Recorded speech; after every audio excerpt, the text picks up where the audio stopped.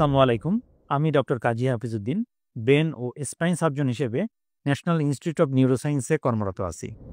আসছে ২৯শে October world stroke day. এবারের আমাদের স্লোগান এভরি মিনিট কাউন্টস। আপনি কিভাবে বুঝবেন আপনার ভিতরে স্ট্রোকের কোনো লক্ষণ দেখা যাচ্ছে কিনা? যদি আপনি খেয়াল করেন আপনার মুখ বাঁকা হয়ে গেছে, হাতের শক্তি কমে গেছে অথবা কথায় জড়তা বা অস্পষ্টতা আসছে, এই লক্ষণগুলোর কোনোটা দেখা গেলে আপনাকে অতি দ্রুত মেডিকেল হেল্প নিতে হবে। এখানে আপনাকে মনে রাখতে হবে প্রত্যেকটা মিনিটই গুরুত্বপূর্ণ।